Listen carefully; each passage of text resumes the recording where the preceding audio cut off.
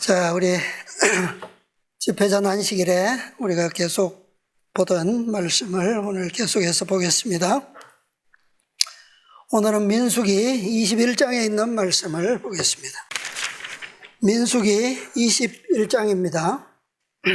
21장 1절로 10절까지 오늘 말씀 보겠습니다.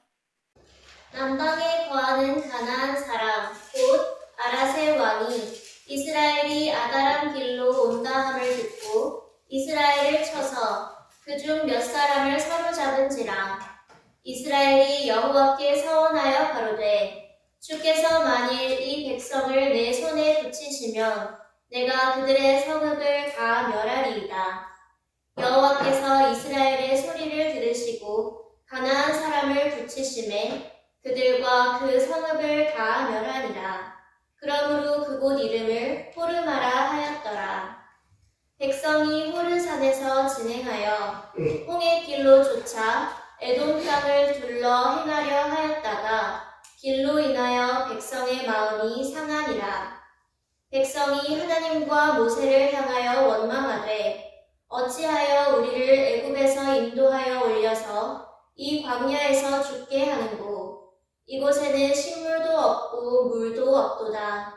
우리 마음이 이 박한 식물을 싫어하노라 하매 여호와께서 불뱀들을 백성 중에 보내어 백성을 물게 하심으로 이스라엘 백성 중에 죽은 자가 많은지라. 백성이 모세에게 이르러 가로되 우리가 여호와와 당신을 향하여 원망함으로 범죄하였사오니 여호와께 기도하여 이 뱀들을 우리에게서 떠나게 하소서. 모세가 백성을 위하여 기도하매 여호와께서 모세에게 이르시되 불뱀을 만들어 장대 위에 달라. 물린 자마다 그것을 보면 살리라. 모세가 놋뱀을 만들어 장대 위에 다니 뱀에게 물린 자마다 놋뱀을 쳐다본즉 살더라. 이스라엘 자손이 진행하여 오봇에 진쳤고. 자, 여기까지 보겠습니다. 제가 항상 말씀을 읽을 때 본문만 읽는 것이 아니고 그 앞에 부분과 또 뒷부분에 말씀까지 연결해서 항상 읽습니다. 여러분들의 우리가 시대적 이해와 이 기별의 취지들을 더 잘 이해하기 위해서 항상 참고해야 한다는 것을 말씀드립니다. 자, 오늘 이 읽은 민수기 21장에 나오는 이 말씀이 우리가 지금 공부하고 있는 모세에게 주어진 5기별, 5기별 중에 마지막 기별에 해당하는 본문입니다. 자, 먼저 우리는 현대 기별 5기별은 우리가 지금까지 경험해 왔기 때문에 우리가 이 표상적인 구약시대의 이스라엘 백성들에게 있었던 이 마지막 기별에 대한 배경들에 대해서 먼저 오늘 좀 살펴보겠습니다. 이 기별이 주어지게 된 시기, 그 다음에 장소, 이런 것들이 좀 이해할 필요가 있어요. 자, 여기에 21장 1절로 3절 보면 그곳이 어디입니까? 이 아랏 왕과의 전쟁이 있었는데 이 가나안 족속입니다. 아랏 왕은. 자, 그 앞에서 자 29절 볼게요. 20장 29절. 온 회중 곧 이스라엘 온 족속이 아론의 죽은 것을 보고 위하여 30일을 애곡하였더라. 아론이 어디서 죽었습니까? 22절에 보면 호르산에서 죽었어요. 그곳이 가데스를 지난 직후입니다. 그러니까 지난 시간들에 우리 보면 광야를 몇 년 돌았다고요? 이스라엘이 38년을 돌아서 어디에 왔다고요? 다시 가데스에 왔고 그곳에서 미리암이 죽었고 그 다음에 물이 끊어졌고 에돔 왕에게 편지를 보냈고 그래서 허락받지 못함으로 다시 남방길로 해서 돌아가는 길을 택해서 오는 길에 21장에 사건이 나오는 겁니다.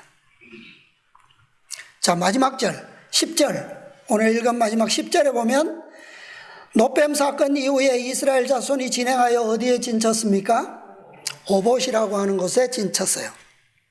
자, 그러면 지금 이 노뱀 사건이 일어난 장소와 때는 어디쯤인가? 시기는 대충 아시겠죠? 38년이 지났기 때문에 지금 더 자세하게 보면 아론이 죽은 때가 언제입니까? 민수기 33장은 이스라엘 백성들이 출애굽하면서 광야에서 진쳤던 곳들을 순서대로 기록하고 있습니다. 자, 거기에 37절부터 읽어주세요. 가데스에서 발행하여 에돔 북경 호르산에 진쳤더라. 이스라엘 자손이 애굽 땅에서 나온 지 40년 5월 1일에 제사장 아론이 여호와의 명으로 호르산에 올라가 거기서 죽었으니. 자, 지금 이때가 언제라고요? 출애굽 제40년 5월 1일에 아론이 죽고, 아까 21장 마지막 절에 보면 아론을 죽음을 위하여 며칠 동안 애곡했다고요? 30일을 애곡했습니다. 그곳이 호르산이었어요. 자, 그러면 5월 1일에 죽어서 30일 동안 애곡했으니까 이제는 언제입니까? 얼마나 더 지났어요? 6월에 들었었겠죠, 그죠? 제40년 6월입니다, 지금. 자, 그 다음에 죽었으니 41절. 그들이 호르산에서 발행하여 살모나에 진쳤고, 살모나에서 발행하여 분혼에 진쳤고, 분혼에서 발행하여 오봇에 진쳤고. 자, 여기에 보면 방금 21장에 읽었던 노뱀 사건 직후에 그들이 진행하여 어디에 진쳤다고 그랬어요? 오봇. 그런데 여기에 33장에 보면 오봇이 나오죠? 그러면 아론이 죽은 곳 호르산으로부터 노뱀 사건을 지나서 오봇에 진치기까지 사이에 몇 곳에 진친 곳이 나옵니까? 어디죠? 41절에 보면 살모나에 진쳤고, 살모나에서 발행하여 분혼에 진쳤고, 두 곳이 나오는 거예요. 그러니까 이 둘 중에 한 곳은 이 지금 민수기 21장 사건의 장소라고 볼 수가 있겠죠. 예. 자, 최소한 이 마지막 기별이 주어졌던 이 노뱀 사건, 불뱀에게 물렸던 그 장소는 때는 출애굽 제40년 6월을 지나고 있었고, 그 다음에 6월에 아마 아랏 왕과 싸워서 멸함으로 그곳 이름을 호르마라 하는 일이 있었을 겁니다. 자, 여기로부터 마지막 장소까지 이스라엘 백성들이 출애굽에서 몇 곳에 진쳤다고요? 전부 42곳에 진쳤다라고 집회 때에도 말씀드렸죠. 42곳인데 지금 이 호르산으로부터 지금 두 곳, 오늘 보고자 하는 살모나와 분혼을 지나서 오봇에서부터 치면, 오봇에서부터 세어보면 마지막 진친 곳 여리고 앞에 길갈, 가나안 땅 길갈의 마지막 진친 곳인데 거기까지의 장소가 몇 곳이 되느냐 하면 7곳이에요. 7곳. 그러니까 장소는 오늘 사건이 지나면 7곳이 남아있고, 그 다음에 때로 치면 가나안 길갈에서 6월절을 언제 지켰어요? 제41년 정월 14일에 6월절을 지킵니다. 자, 그러면 지금 몇 개월 남아 있어요? 가나안에 도착하기까지. 지금 제40년 6월을 지나고 있습니다. 6개월 내지 7개월이죠. 그죠? 길어야 7개월이고 짧아야 뭐 5, 6개월 남아있는 겁니다. 자, 때가 어느 때인지 대충 이해가 가시죠? 자, 그래서 이 여호수아 4장 19절 20절에 보면 정월 10일에 이게 41년입니다. 출애굽 제41년 정월입니다. 백성이 요단에서 올라와서 여리고 동편 지경 길갈에 진침해 여호수아가 그 요단에서 가져온 12돌을 길갈에 세우고 라고 기록되어 있어요. 요단을 건널 때의 기념으로 취한 그 12돌, 그것을 가나안 땅 길갈에다가 세웠다라고 하는 것은 오늘날 교회의 경험에 있어서도 아주 중요한 기념탑이 되겠죠. 예. 12돌을 과연 가나안 땅 첫성 길갈에다가 세웠다라고 하는 것은 오늘날 현대사건으로 보면 어떤 사건, 어느 장소가 될까요? 이것은 나중에 우리가 또 연구하면 되겠죠? 예.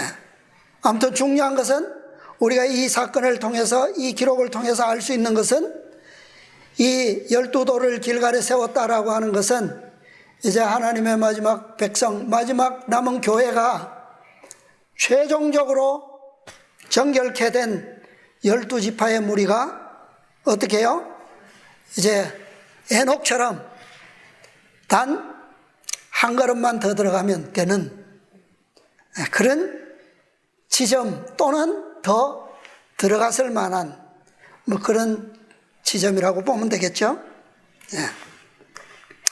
자, 오늘 나오는 이 21장의 장소를 좀 보겠습니다. 33장에서 살모나와 분원이 나왔는데요. 자, 여기 이 두 곳 중에서 아마 이 민수기 21장의 이 불뱀에 물린 사건, 그래서 구리뱀을 만들어서 장대 위에 달고 물린 자마다 그 노뱀을 쳐다본 적 살더라 라고 한 이 마지막 구원의 기별이 주어진 장소라고 하는 것을 알 수가 있습니다. 자, 이 두 곳이 어떤 곳인지 잠깐 보겠습니다. 살모나. 살모나는 히브리어로는 찰모나입니다. 찰모나. 이 찰모나의 뜻이 뭐냐 하면 그늘진, 어떤 그늘을 얘기하느냐 하면 죽음의 그늘. 뭐 그 출애굽 전에 애굽에 내려졌던 마지막 재앙, 흑암, 그죠?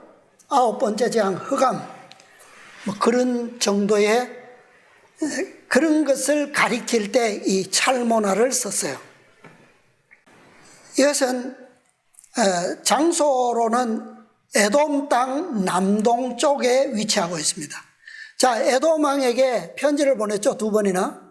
우리가 대로로만 행하고 절대 당신들에게 해를 끼치지 않고 길만 통하겠으니 좀 빌려주십시오. 그랬는데 그 길이 막혀버렸죠. 그래서 결국은 이스라엘은 어디로 돌아야 합니까? 남쪽으로 돌아가야 했어요. 그 다음에 남쪽 땅으로 이 에돔 세일산을 따라서 홍해길을 따라서 남쪽으로 갔다가 다시 에돔 경계를 따라서 동쪽으로 갑니다. 동쪽으로 가서 다시 북쪽으로 모압과 암몬 땅의 경계를 향해서 올라가야 됐어요. 그러니까 이제 막 내려와서 에돔 땅 남동쪽이니까 이제 돌아가는 어느 지점, 아직은 중간도 미치지 못한 초기 부분이 되겠죠, 에돔 땅에. 그런데 이 살모나의 뜻이 우리에게 좀 의미가 있죠. 그늘진 죽음의 그늘이라고 하는 땅입니다. 그 다음에 진친 곳이 분원이죠. 분원인데 히브리어로는 푸논입니다. 푸논. 이 푸논의 뜻은 뭐냐면 어둠이에요. 어둠. 그러니까 살모나의 그늘진 흑암이나 분원의 뜻이나 어둠이나 뭐 유사하죠. 그죠? 뭐 거의 비슷하거나 같은 상황을 얘기합니다. 이 분원은 이 어두워지다. 이것은 좀 영적으로 보면 절망. 그러니까 흑암에 빠져가는 거니까 어떤 앞으로의 미래를 바라볼 수 없는 어떤 낙담, 절망, 뭐 그런 그 감정을 표현할 수가 있어요. 이 분원은 에돔의 경계 지역에 있는 한 성읍인데 이곳에는 그 구리 광산이 아주 유명한 구리 광산이 있다고 합니다. 자, 이 말씀을 볼 때 이어서 이제 창세기 36장 41절의 말씀인데 자, 이것을 근거로 해서 볼 때 살모나에서 아마 백성들이 뭐 했을 것 같아요? 이제 돌아와서 첫 번째 진친 거 아닙니까? 에돔 땅을 남쪽으로.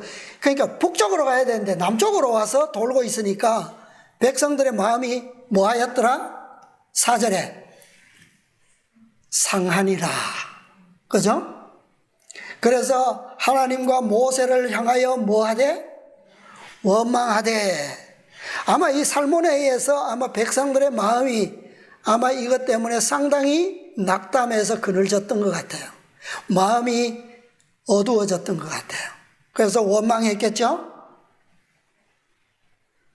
그래서 그 원망으로 인하여 하나님께서 무엇을 허락하십니까? 불뱀을 허락했어요. 불뱀이 이게 없던 것이 왔을까요? 애굽의 재앙들처럼 애굽의 재앙들은 없던 것이 온 겁니다. 없던 것이.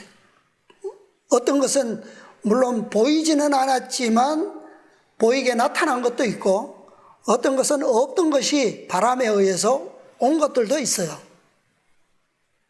그런데 그 다음에 아홉째 재앙, 이 흑암 같은 것은 일반적 한밤중의 어둠보다도 더 짙은 흑암이라고 그랬어요. 그러니까 그런 것은 일반적으로 없는 거라는 거죠. 그죠? 예.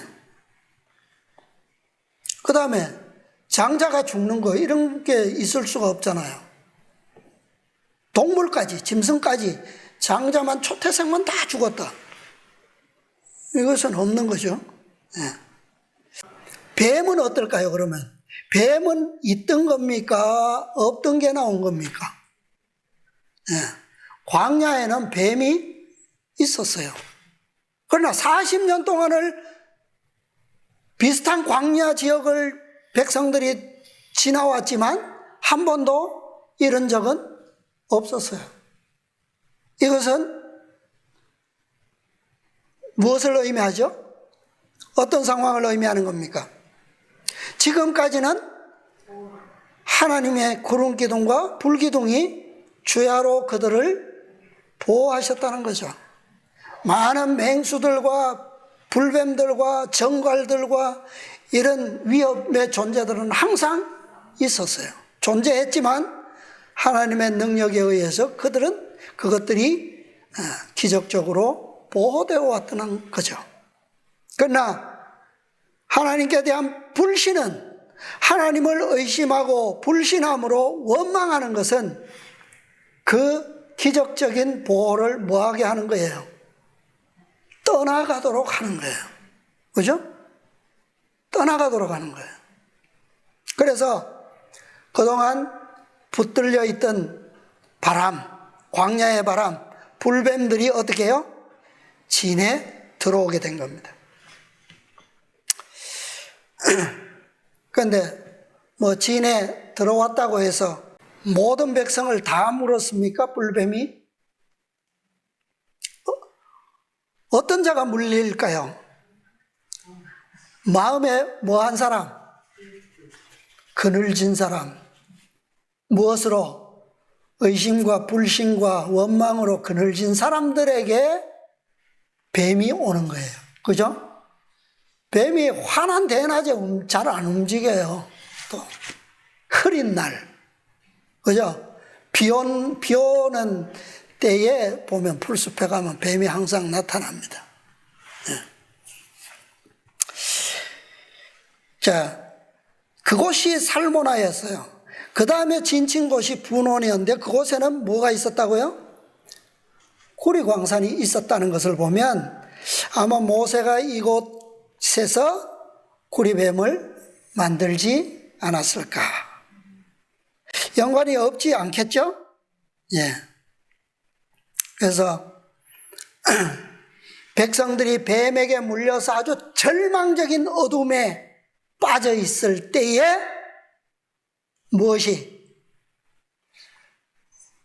모세가 기도했고 중보 기도했고 하나님께서는 그의 기도를 들으시고 어떻게 하라? 구리뱀을 만들어서 장대 위에 높이 달라. 그것을 쳐다보는 자는 누구든지 살리라 라고 하는 기별이 주어진 겁니다. 자, 그런데 왜 이렇게 마지막 기별이 주어진 때와 장소에 대한 기록이 민수기 33장의 기록에서는 그냥 장소 이름만 있지 사건적 기사의 한 단어도 언급되어 있지 않아요. 왜 그럴까요? 참 이상하죠? 민수기 21장에는 뭐 대충적인 장소도 그 뒤에 또 나옵니다. 오봇에 나오고 오봇 이에 아바림, 세레 골짜기, 아르논 건너편 뭐 이렇게 쭉 나와요. 33장하고는 뭐 이렇게 정확하게 맞지는 않지만 우리가 비교해 보기는 어렵지만 나오는데 사건이 이렇게 기록되어 있는데 33장에는 아론의 죽음은 기록되어 있는데 이 중요한 기별의 이 마지막 구원의 기별인데 이 사건은 또 한 단어도 언급되어 있지 않다는 거죠. 왜 그럴까요? 자, 이것을 우리가 좀 이해하려면 현대 기별을 좀 이해해 보는 것이 필요합니다. 자, 계시록 18장의 기별이죠, 이것이. 그런데 계시록 18장 천사의 기별들은 새로운 기별입니까? 어떤 기별입니까, 이게? 어떤 기별이에요? 계시록 14장 세 천사의 기별의 반복이죠. 다른 기별입니까? 다른 기별이 아니에요. 이것은 계시록 14장 세 천사의 기별의 반복적인 기별이고 나아가서는 더 확장된 빛이 더 밝아진 기별이죠. 그죠? 기별의 속성은 같은 기별이에요. 그렇죠? 예. 자, 계시록 18장 기별은 14장의 기별과 동일한 기별은 맞습니다. 그런데 14장의 기별의 취지와 시기와 장소가 18장의 기별의 취지와 장소와 시기와는 동일합니까? 다릅니까? 다르죠. 기별은 동일하지만 무엇은 다르다고요? 취지도 다르고 같은 기별인데 주어진 취지가 달라요. 하나님의 목적이 다르다는 얘기입니다. 그 다음에 시기도 다르고 장소도 달라요. 그러므로 기별을 가지고 온 주체 또한 14장의 세 천사와는 다른 천사를 통해서 기별이 전해진 거예요. 그렇죠? 계시록 14장에 왔던 첫째 천사, 둘째 천사, 셋째 천사가 18장에 다시 온 겁니까? 아니죠. 그들은 최초로 기별을 세상에 전파한 그때로부터 지금까지 마지막 때까지 어떻게 하고 있다고요? 계속 함께 날아가고 있다. 날고 있다. 우라이아 스미스가 편집한 계시록 주석에도 나오죠. 18장의 천사는 새로운 천사라고 그렇게 소개되어 있어요. 그리고 기별은 둘째 천사의 기별의 반복이라고 설명하고 있습니다. 그런데 엘렌 G 화이트 선지자는 18장 천사의 기별이 셋째 천사의 기별의 무엇이라고요? 반복이라고 또 증거하고 있어요. 그러나 그 기별을 가지고 온 시기와 장소와 주체는 다르다. 그래서 우리는 그 천사를 순서적으로 넷째와 다섯째 천사다라고 우리는 임의로 그렇게 부르고 있는 겁니다. 자, 가래 뽑은 기별 2권 2기별 117, 118페이지입니다. 자, 이것은 1892년 12월에 리벤 헤랄드지에 게재한 선지자의 말씀입니다. 그대들은 진리의 깃발을 든든히 붙잡고 하나님의 율법을 전하면서 모든 영혼들은 예수님의 믿음이 하나님의 율법과 연결되어 있음을 기억해야 한다. 무엇이요? 예수님의 믿음이 무엇과 연결되어 있다고요? 하나님의 율법과 계명과. 계시록 14장 몇 절입니까? 12절이에요? 하나님의 계명과 예수 믿음을 가진 자니라. 이 기별이 몇째 기별이에요? 세 번째 기별이죠. 자, 외치고 기억해야 한다. 셋째 천사는 공중에 날고 있는 것으로 상징되었으며 큰 음성으로 저희는 하나님의 계명과 예수 믿음을 지키는 자라고 외치고 있다. 첫째와 둘째와 셋째 천사의 기별은 모두 연결되어 있다. 장엄한 기별이며 우리들에게 중대한 의미가 있는 영원 불멸한 진리의 증거들은 종식시킬 수 없는 종교계의 격렬한 반대를 일으켰다. 무엇이요? 이 세 천사의 기별이. 사탄은 이 기별들을 둘러싸는 흉악한 그늘을 던짐으로 하나님의 남은 백성들이 기별의 취지와 그 시기와 그 장소를 밝히 식별하지 못하도록 계속적으로 노력하고 있다. 그러나 그 기별들은 마지막 때까지 존재할 것이며 우리들의 신앙적인 활동에 능력을 더해 줄 것이다. 자, 이 말씀에서 사단은 이 기별들을 둘러싸는 흉악한 그늘을 던짐으로 하나님의 남은 백성들이 기별의 취지와 그 시기와 장소를 밝히 식별하지 못하도록 계속적으로 노력하고 있다. 이 문장의 의미가 뭘까요? 우리가 어떻게 이해하면 좋겠습니까? 이것이 1844년에 첫째와 둘째와 셋째 천사의 기별이 전파될 때의 기별의 취지, 그 시기, 장소를 의미하는 말씀일까요? 그럴까요? 아니죠. 분명히 그 기별을 말씀하신 다음에 뭐라고 했냐면 그 기별들은, 증거들은 종식시킬 수 없는 종교계의 격렬한 반대를 일으켰다. 그 이후로, 그죠? 기별이 전해졌을 때 그 기별들은 계속적인 반대를 받아왔습니다. 무엇 때문에? 셋째 천사의 기별을 통해서 무엇을 알게 됐죠? 성소의 기별을 연구하게 되었고, 성소의 기별을 연구함으로 무엇을 알게 되었죠? 안식일이라고 하는 하나님의 인을 알게 되었죠. 그것은 결국 이 기별을 받아들이지 못한 개신교계의 수많은 반대와 박해를 일으킬 수밖에 없었다는 얘기예요. 그렇죠? 그런데 사탄은 그 후에 그랬어요. 남은 백성들이 그들에게 흉악한 그늘을 던져서 그 기별의 취지와 장소를 식별하지 못하도록 계속적으로 노력하고 있다 그랬어요. 이 글을 언제 쓰셨다고요?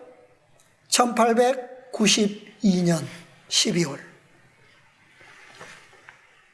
자, 그러면 이 말씀을 기록한 취지는 분명히 어느 때의 상황과 시기를 얘기하는 것은 아니라고요?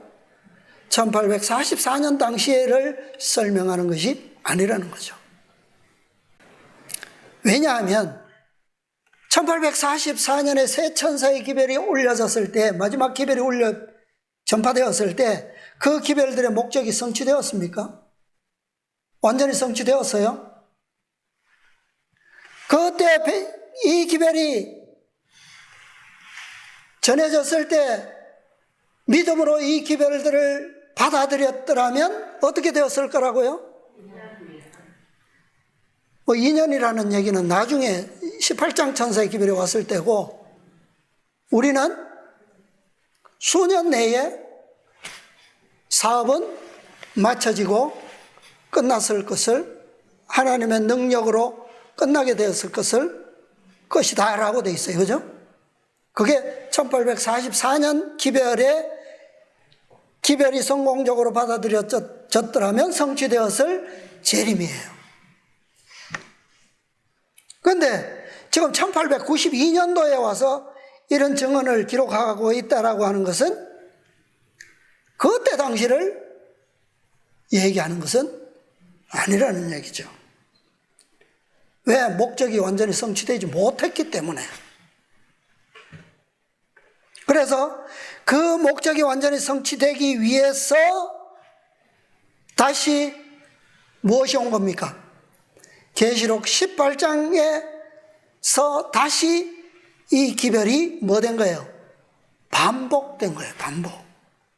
반복되어 왔고, 그 기별이 1888년에 반복될 때에 사단이 뭐 했다는 겁니까? 그 기별이 온 취지와 장소와 시기를 밝히 식별하지 못하도록 무엇을 던졌다고요? 흉악한 그늘을 던졌다라고 하는 설명입니다. 그래서 이때도 사탄이 성공했습니까? 1844년처럼 성공했어요? 네, 성공했어요. 사탄이. 그러나 그 기별들은 언제까지 존재한다고요? 마지막 때까지 존재할 것이며, 우리들의 신앙적인 활동에 무엇을 더해준다고요? 능력을 더해줄 것이다 라고 설명하고 있는 겁니다. 그래서 18장에 나오는 천사들의 반복적인 기별을 통해서 어떻게 해요? 이것이 성취될 것을 말씀하는 겁니다. 교회정원 6권의 말씀에서는 이 같은 말씀인데 더 정확한 표현이 있어요. 교회정원 6권 17, 18쪽입니다. 이것은 또 몇 년 더 지나서 1900년도에 출판되었어요. 사단은 이 기별들의 주변에 그림자를 던지고자 끊임없이 노력하므로 하나님의 백성들이 그 기별의 의미와 취지와, 그런 말이죠, 시간과 장소를 분명히 분별하지 못하게 할 것이다 라고 되어 있어요. 언제요? 1900년 출판 교회정원 6권에서. 아까는 진행형이에요. 계속적으로 노력하고 있다 그랬다가, 이 교회정원 6권을 출판할 때는 분별하지 못하도록 할 것이다, 미래적 시제로 그렇게 설명을 하고 있습니다.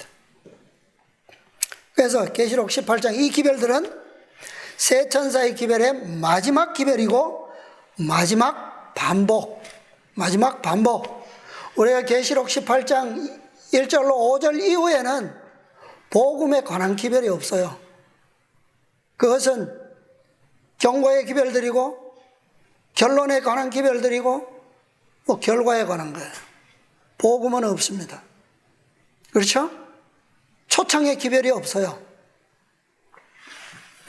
그래서 이제 이 기별 이후에는 어떤 기별도 어떤 반복도 없음을 우리가 분명히 이해하고 있습니다. 이 기별에서 하나님의 계명과 예수 믿음을 경험적으로 배우지 못한다면, 제대로 우리가 그 기별의 목적들을 성취하지 못한다면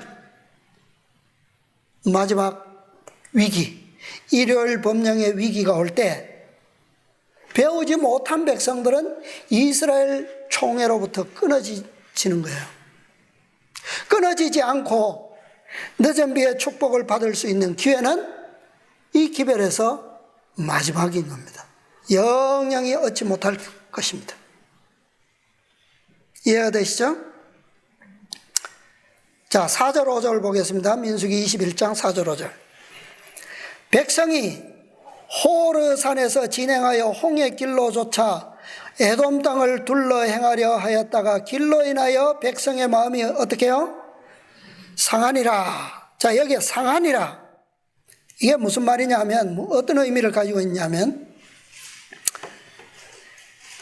카차르입니다. 카차르, 히브리어로 카차르. 뜻은 어떤 뜻이 있느냐 하면 짧다, 짧다. 길이로 표현할 때 짧다, 길다 할 때 짧다.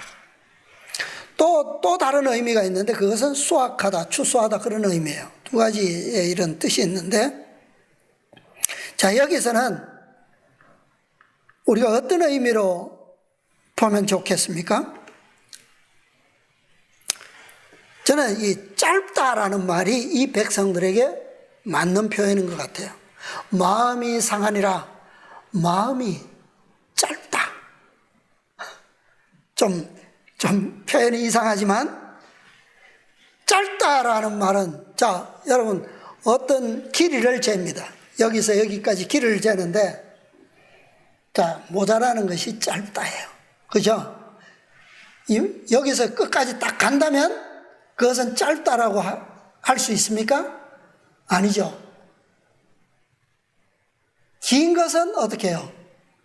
긴 것은 남는 만큼 자르면 돼요. 그죠? 근데 모자라는 것은 어떻게 해요? 모자라는 건 참 곤란하죠? 네. 이건 부족함을 의미하는 거예요. 부족함. 백성들의 마음의 부족함의 한계가 왔다는 겁니다. 이곳에서. 그러니까 다른 말로 하면 그 부족의 한계는 믿음의 부족, 미완성, 불완전함. 그런데 그것이 앞으로 더 기회가 있으면 좋겠죠. 그 짧음을 보충해서 충분히 이을 기회가 있으면 좋죠. 그런데 이 기별은 뭐라고요? 마지막이라고요. 마지막. 더 이상 참을 수 없는 정신적, 육체적 부족의 한계가 왔다는 말이에요. 백성들. 이것은 시간적으로도 한계요, 의지적으로도 더 이상 유지될 수 없는. 그래서 백성들에게서 뭐가 나왔다고요? 5절. 하나님과 모세를 향하여 원망하여 터져나온 겁니다. 백성들의 그 짧음의 절정인 거예요, 이게. 그 원망이 뭐예요? 5절. 원망하되 어찌하여 우리를 애굽에서 인도하여 올려서 이 광야에서 죽게 하는고, 이곳에는 식물도 없고 물도 없도다.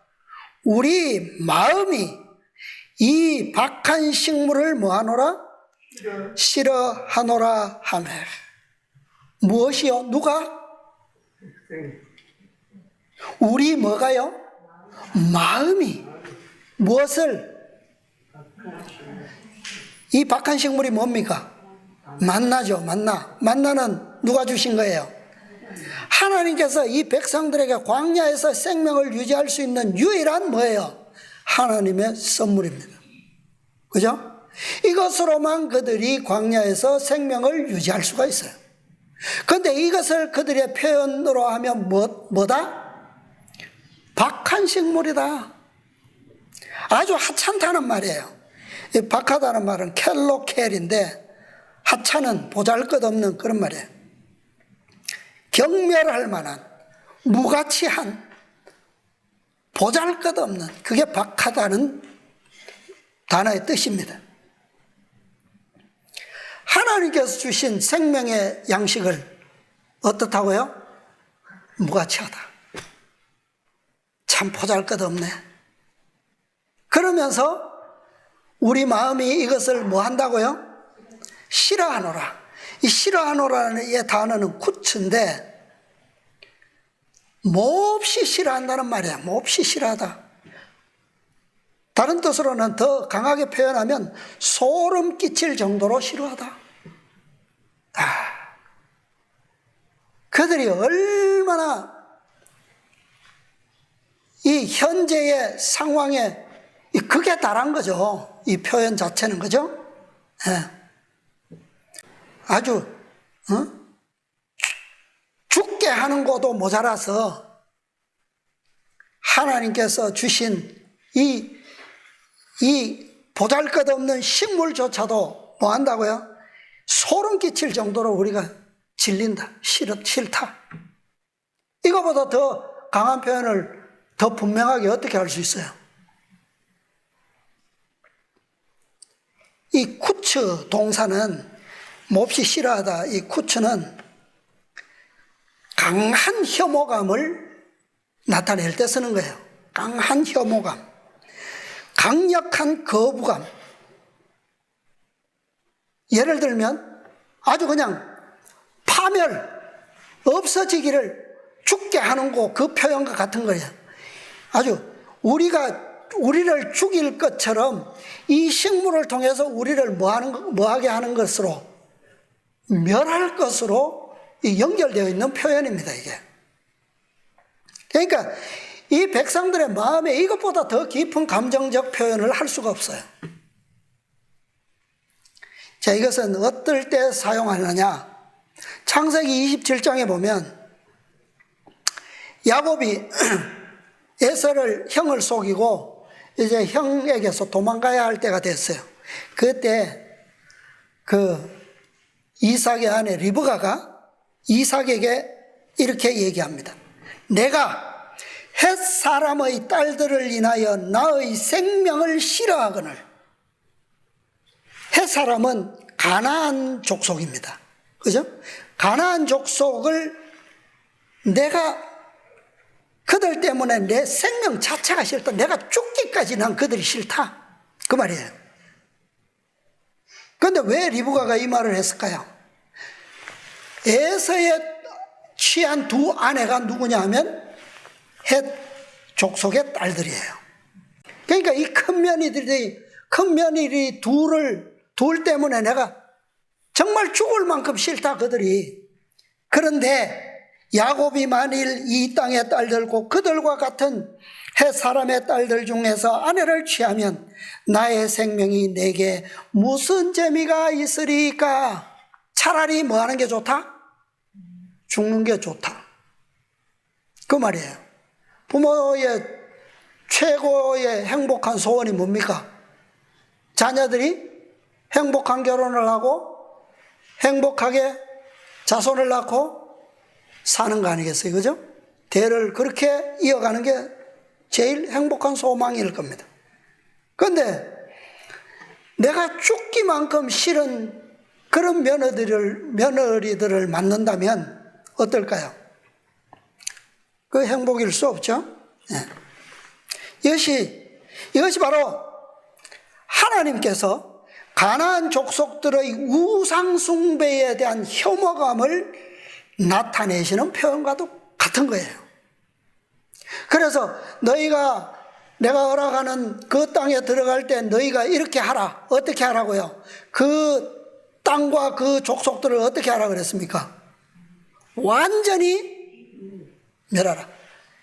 남녀노소를 구별하지 말고 자비를 베풀지 말아서 그들을 완전히 뭐하라? 멸하라. 그것이 뭐예요? 하나님께서 죄에 대한 증오심, 혐오감을 나타내시는 최고의 표현인 거예요, 그게. 근데 이게 뭐냐면 그리스도의 표상인 임마누엘이 가졌던 품성의 특성입니다, 이게. 그리스도께서 가지셨던 특성이에요. 이것은 하나님께서 죄를 어떻게 여기시는지, 얼마나 가정하게 여기시는지, 얼마나 혐오스럽게 보시는지에 대한 그리스도께서 소유하신 아버지의 품성이에요, 이게. 근데 그런 극적인 혐오감을 이스라엘 백성들은 누구에 대해서 가졌다? 사탄에 대해서 가진 게 아니라 하나님과 모세에 대해서 가졌단 말이죠. 이들의 마음이 어때요, 이제?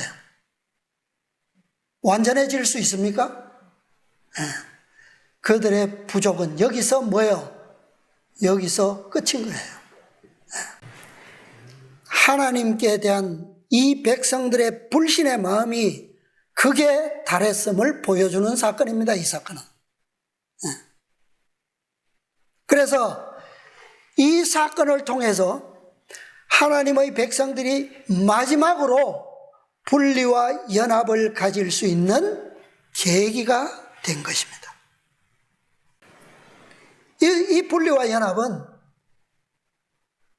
마지막인데 어디서 마지막이냐? 이스라엘 총회 안에서의 마지막 분리와 연합이에요. 아직도 지상에서는 최후의 마지막 분리와 연합이 한 번 더 있습니다. 그것은 이스라엘 총회 안에서 이루어지는 분리와 연합이 아니에요. 그것은 세상에서 바벨론으로부터의 분리와 남은 백성과의 연합이 있어요. 그러나 이스라엘 총회 안에서 이루어지는 분리와 연합은 이것이 마지막 사건입니다. 계시록 18장 4절 5절. 또 내가 들으니 하늘로서 다른 음성이 나서 가로되 내 백성아 거기서 나와 그의 죄에 참여하지 말고 그의 받을 재앙들을 받지 말라. 5절. 그 죄는 어떻다고요? 하늘에 사무쳤으며 하나님은 그의 불의한 일을 기억하신지라. 자, 이 마지막 기별은 어디를 향하여 선포된 기별입니까? 바벨론을 향한 기별이에요.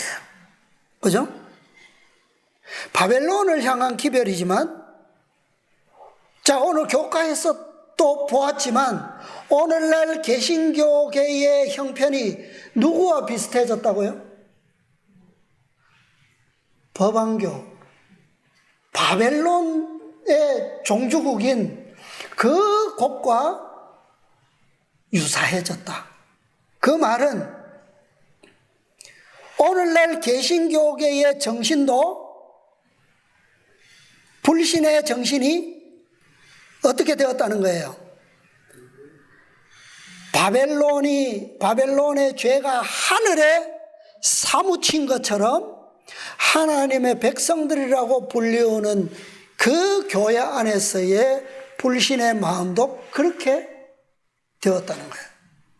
그러니까 법왕교가 개신교와 유사해지는 발전적이어야 되는데 반대로 됐다는 얘기잖아요. 개신교의 믿음이 법왕교의 이교 종교로 거꾸로 유사화되었다. 그게 오늘날 기독교의 형편이라는 거죠. 네.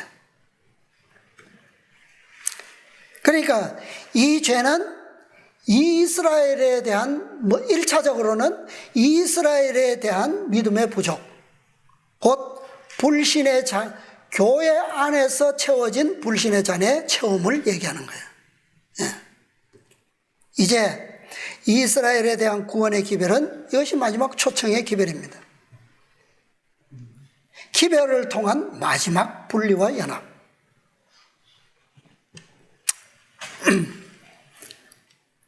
자, 앞으로 분리와 연합은 또 있습니다. 전체적인 분리와 연합인데 그것은 기별을 통해서 이루어지는 것이 아니라 경고와 율법을 통한 시험을 통해서 이루어지는 거예요. 거기에 지금까지 새 천사의 기별과 계시록 18장에서 천사들이 가져온 복음의 기별과는 다른 경고만을 가지고 율법의 시험만을 가지고 그 일은 이루어지게 된다는 거예요. 그것을 통해서 분리와 연합이 이루어질 마지막 백성들과 연합하게 될 그 백성들은 이미 무엇을 거쳤다는 얘기입니까? 복음의 기별을 통해서 주어진 모든 믿음의 교훈을 다 뭐 했다는 얘기예요? 배웠다는 얘기예요. 단지 무엇만 몰랐다? 율법의 진리만 몰랐다는 거예요. 하나님의 계명에 대한 지식만 부족했을 뿐이라는 얘기예요. 그것은 가르쳐주면 되는 거예요. 그죠? 그러나 믿음은 가르쳐서 됩니까? 다른 문제예요. 이것은 좀. 자, 보좌와 선지자의 말씀 보겠습니다. 보좌와 선지자 430페이지. 좀 긴데 제가 한 문단만 읽고 마치고 다음 시간에 또 연결해야 되겠습니다. 보좌와 선지자 430쪽. 구리뱀을 든 것은 이스라엘 백성에게 중대한 교훈을 가르치시기 위함이었다. 그들은 치명적인 독소의 영향으로부터 자신들을 구원할 수 없었다. 이 불뱀의 독소는 사람에게 있어서는 치명적이에요. 그 독소를 제거하지 못하면 생명을 빼앗기는 것은 기정사실입니다. 그러니까 인간의 어떤 의술로도 이 독소를 제거할 수 있는 방법은 없었어요.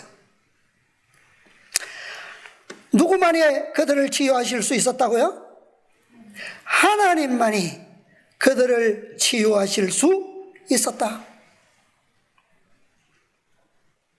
그러나 그들은 하나님께서 만드신 구원의 길에 대한 그들의 무엇을? 믿음을 나타내야 한다는 요구를 받았다. 그들은 살기 위하여 바라보아야 했다. 이것이 뭡니까?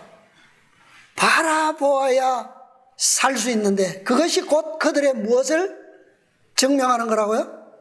믿음을. 기별에 대한 믿음이에요. 그죠? 하나님의 말씀에 대한 믿음이에요. 하나님께서만 해독하실 수 있는 그 신뢰입니다. 이는 하나님께 간합될 수 있는 것은 그들의 무엇이었고 믿음이었고 그 뱀을 바라봄으로 그들의 믿음을 나타냈다. 그들은 뱀 그 자체에 무슨 효험이 있는 것이 아니라 그것은 그리스도의 상징에 불과하다는 것을 알았다. 그리하여 그리스도의 공로를 믿어야 할 필요성이 그들의 마음에 깨우쳐졌다. 지금까지 많은 사람들이 하나님께 제물을 가져왔고 그렇게 함으로 그들의 죄를 위한 충분한 속죄가 이루어진 줄 알았다. 지금 이 상태가 백성들이 지금 알고 있는 이 상태가 현대 이스라엘의 경험 가운데서 어떤 역사와 비슷할까요? 어떤 역사 같습니까? 그들은 이 제물들이 예표하는 장차 오실 구속주를 의지하지 않았다. 여호와께서는 이제 그들이 드리는 희생제물 자체는 구리뱀처럼 아무 능력도 없고 효력도 없지만 구리뱀과 같이 그것은 그들의 마음을 크신 속죄제물이신 그리스도께로 인도해야 할 것임을 그들에게 가르치시고자 하셨다. 자, 이 뱀을, 구리뱀을 바라본다는 것은 누구를 바라보는 건요? 어떤 그리스도입니까? 어디에 계신 그리스도입니까? 십자가 위에 계신 그리스도예요. 그죠? 네. 모세가 광야에서 뱀을 든 것 같이 인자도 들려야 하리니 이는 저를 믿는 자마다 무엇을 얻게? 영생을 얻게 하려 하심이니라.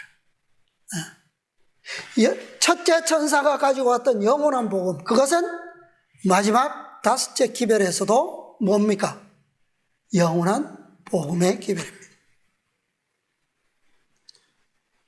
들려진 그리스도, 그죠? 그분을 믿는 자마다 영생을 얻는 기별입니다. 그러니까 구리뱀을 쳐다보는 자는 살리라. 이 본다, 바라본다라고 하는 것은 육체적, 시각적 시선뿐만 아니죠. 그죠? 무엇을 의미하는 거예요? 마음의 완전한 믿음의 시선을 의미하는 거예요. 완전한 믿음의 마음. 그죠?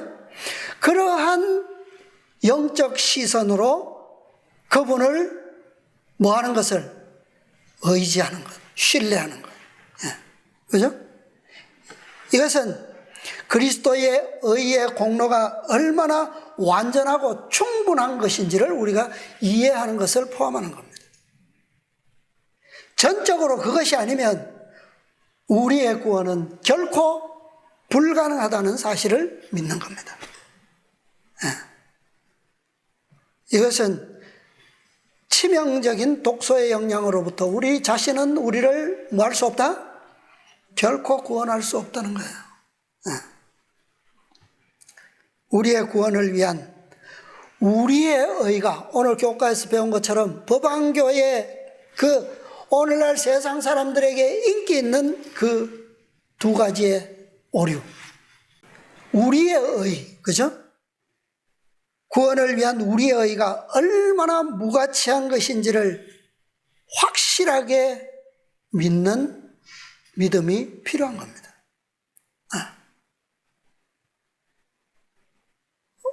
루터처럼 잘한 행함으로 잘 믿은 사람이 있습니까? 사도 바울처럼 사도가 되기 전에 사울처럼 잘 믿은 사람이 있습니까? 그런데 그것은 어떻다고요? 그건 전혀 자신을 구원하기에는, 사단의 치명적 독소를 제거하기에는 일도 무가치하다는 얘기입니다. 아무런 소용이 없다는 얘기죠. 반면에 그들을 치유할 수 있는, 우리를 치명적 독소로부터 치유할 수 있는, 영생과 구원을 보증할 수 있는 그것은 무엇이다고요? 그냥 대충 바라보는 시각적 시선이 아니라 뭐라고요? 40년 동안을 어떤 위험과 어떠한 부족함도 없이 안전하게 지금까지 인도해 주신 그분에 대한 신뢰와 믿음, 충분하고도 완전한 그 믿음이라는 거예요. 그죠? 네. 그래서 우리가 뭐 바라보기만 하면 된다, 오해하면 너무 어이없죠? 네. 우리는 오해해서는 안 됩니다. 자, 하나님의 한 말씀을 우리가 진리로 믿고 받아들인다 할지라도 그것이 얼마나 폭넓고 광범위한 능력과 신뢰를 가질 수 있는 그러한 보증이라고 하는 것을 우리가 모든 말씀마다 해서 그런 믿음으로 받아들일 때, 신뢰할 때 바로 이 약속의 보증이 우리의 것이 될 수 있는 겁니다.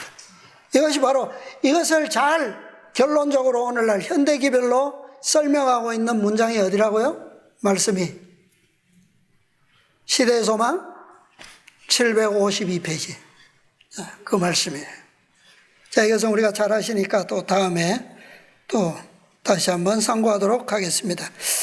자, 어쨌든 이 마지막 기별에 대한 교회의 반응과 또 나머지 역사들, 그 다음에 그리스도를 통하여 나타낸 죄에 대한 그 품성적 태도, 이러한 것들 다음 시간에 우리 다시 한번 좀 더 말씀을 연구하기로 하고 오늘은 이것으로 마치도록 하겠습니다. 오늘도 풍성한 그런 축복의 안식일 되시기를 바라면서 말씀을 마치겠습니다. 하늘에 계시는 자비와 사랑이 풍성하신 저희들의 아버지 하나님,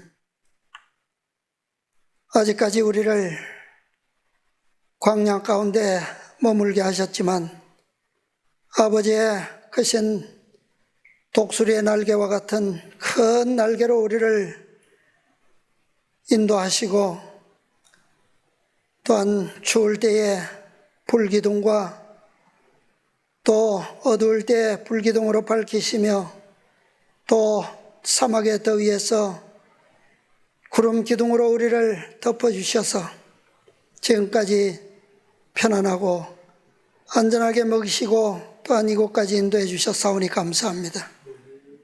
아버지, 이제 우리의 시야에 멀지 않은 곳에 우리에게 약속해 주신 본향 가나안이 있음을 우리가 믿음으로 바라볼 수 있습니다.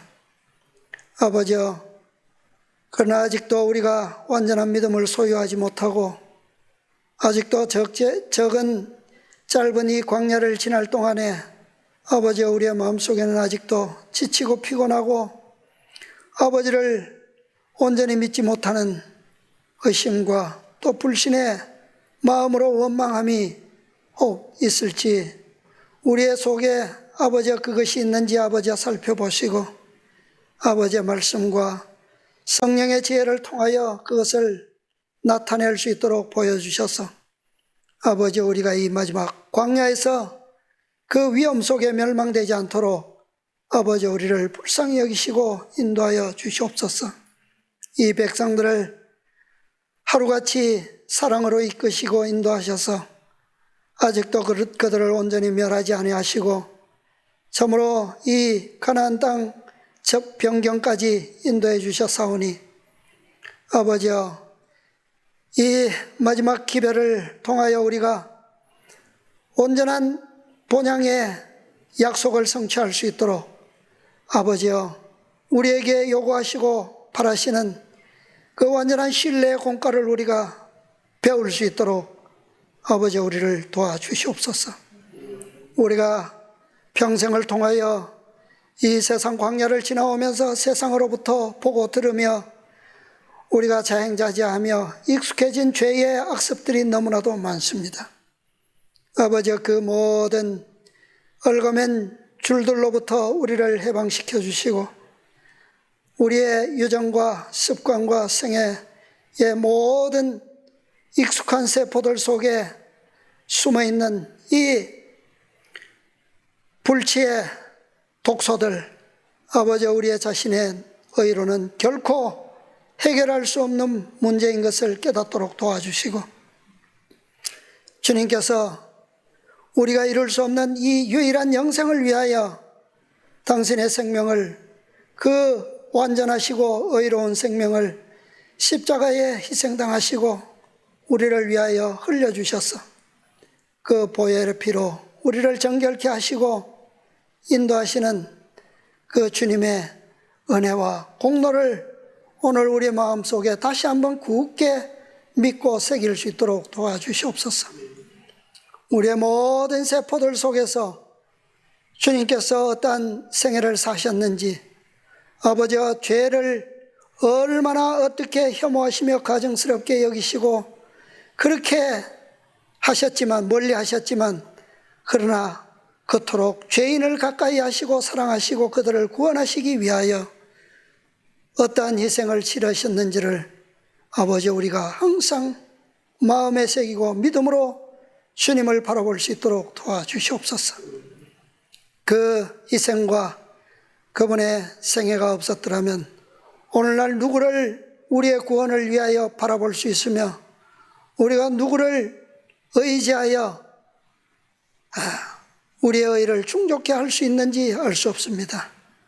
유일하게 우리에게 하늘과 함께 온전한 의의 선물일 뿐만 아니라 영생을 위하여 우리에게 보내주신 주님을 항상 우리의 구주로 모실 수 있도록 어떠한 위기와 어떠한 핍박이 실제적으로 우리에게 위협할지라도 결코 주님의 자녀됨을 우리가 부인하지 않도록 도와주시고 주님의 백성과 주님의 나라의 백성됨을 결코 부정하지 않도록 도와주시옵소서.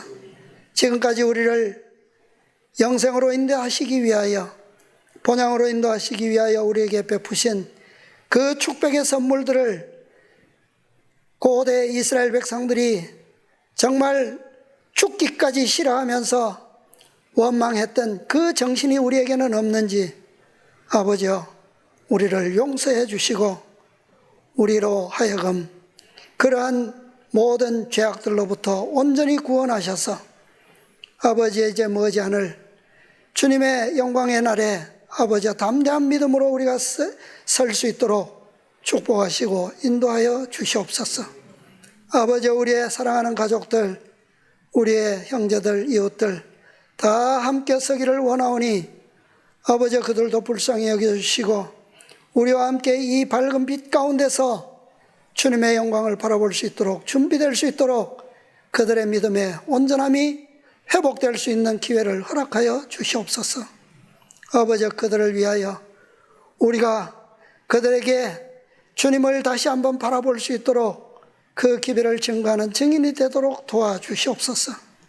아버지 오늘 우리에게 그 기회를 보관할 수 있는 보관자들로 부르시고 사명자들로 삼으셨사오니 아버지 우리가 뒤로 물러서지 않도록 도와주시고 이 마지막 위기의 때에 포수꾼의 사명과 역할을 충실히 감당할 수 있도록 아버지 우리를 축복하여 주시옵소서.